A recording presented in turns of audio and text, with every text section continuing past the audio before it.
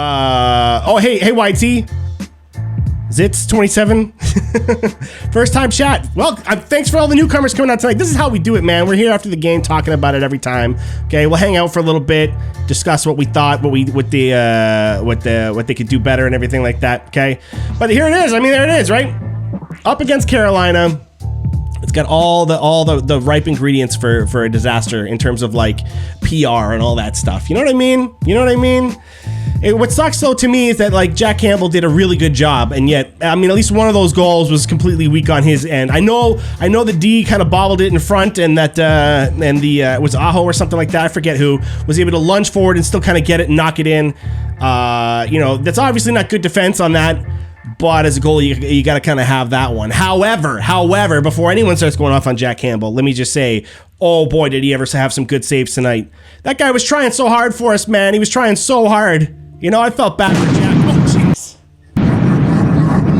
Oh, jeez, that's right. You know, I feel bad for Jack. You know, he wanted to do something a little more impressive there against his former teammate, Freddie Anderson, down the other way. And, like Austin Matthews gets his 200th goal of his career. That's pretty sweet. It was not a bad tuck in, but even then, that was kind of weak a little bit on Freddie's part. So even he kind of gave up one a little bit that was a little soft. Kind of in the chaos, they get lost and it goes in. So I mean, I don't miss Freddie in the sense that like I feel we got screwed out of something and we were better off with him. I'd say about him and Jack Campbell are about tied, and they showed it tonight. I felt like they were pretty equal.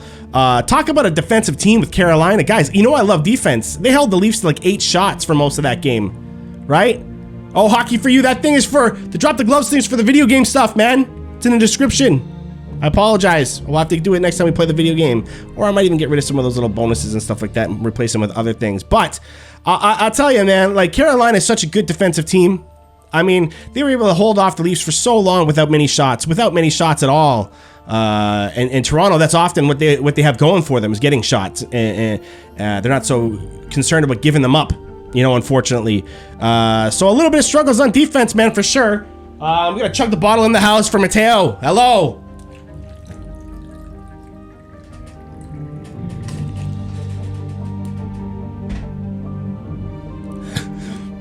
Whoa, like inhaled air in a bubble. Something happened. I don't know. Thanks, Mateo. But yeah, man. I mean, you know, Campbell would have liked to have a better performance, but it wasn't so bad. Carolina's such a good defensive team. I would have liked to see a bit more defense covering in front again. But I don't need to get in that. That's just how they're coached. And until that gets solved, then you can expect a lot of other problems to show up as well too, right? You say the third period is bad, but I mean, at the same time, I mean, that's where we got the majority of our shots, though. You know what I mean? They finally kind of woke up. And, man, I'll tell you again, to the first time chatter here tonight, right? Short stack, 1990. Yeah, I mean, we needed a big W there. And I'll tell you one thing that really bothers me is the pulling the goalie with 3.5 minutes left. Like, I know you're down by 2, man. But if you don't score in the next 10 to 15 seconds or so, I mean, they're just going to get a 4th goal. So now you're really out of it. You know what I mean? I'd rather see a team stay in it for as long as possible. So, again, this new trend of stats in the NHL, I don't believe them. They're miscalculating things for sure. I can prove it. It's so stupid. Don't for a second pull the goalie with that much time left in the game. But Toronto does it. Everybody else in the league does it now, too. So, what do us old guys know, right? Well, it cost you the game here tonight, I think, because I think they still had a chance. They still had a chance to stay in it. They were doing well, getting their shots and everything like that. But again, metaphoric hats off to Carolina there for being such a good defensive team. They're not an embarrassing team to lose to anymore, guys. They're really not. And you know what? I want to point out something as well, too, okay? Something that some of you people out there might not have realized, okay? I love to use Carolina as the example of what a home team or home ice advantage is really all about, okay? They know what it's really all about in Carolina for some reason. They figured it out, okay? And before people start telling me from Toronto, oh, it's because Carolina's giving them something to cheer for. No.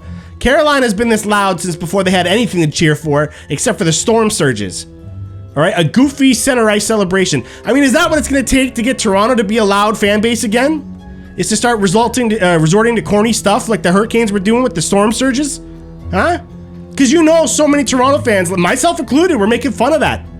I'm like, it's lame, it's stupid, it's kind of disrespectful of hockey, but jeez. Oh, thanks for following along, Short Stack. Right? And yeah, the Canes are legit cup contenders. So they're not embarrassing. And that home crowd, oh jeez. Thanks, Zitz. ZTS. Thanks for that. You're in the right spot. This is what we do. We break it down for real. I'm not freaking out, am I? Y'all see me freaking out about this? No. It's still so early, but I'm going to tell it like it is as well too, right? And Carolina fans have been in it since they were just goofy. They were just goofy and silly. That's all they needed to have a good time in Carolina. They start having a good time. The players start having a good time. Now there's this bond where they pick each other up out of things. You know what I mean? When things get desperate. Oh, jeez. Jor Turtle, thank you. But yeah, man, you know what I mean? They support each other. There's a symbiotic relationship there. Their energies boost each other up. Not in Toronto. Not in Toronto. So there you go. You want to see what the Leafs could be if we were on board? All right, so I dedicate this one to all the Leafs fans out there tonight, all right? To all the Leafs fans that are sitting there panicking every time and screaming at people and calling people names and stuff like that. You know what I mean? This is what you get. This is what you get. Because you know what? I'm not worried, all right? I'm not worried. They're going to sort it out.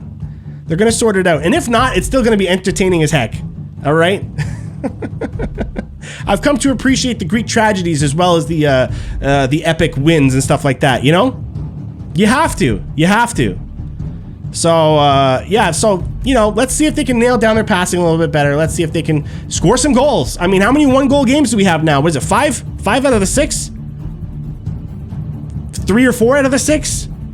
We got a lot of one-goal games, man. We got a lot of one-goal games. So, the boys got to figure that out. There's no doubt. I'm not going to sugarcoat it. That is what it is. They got to score more goals.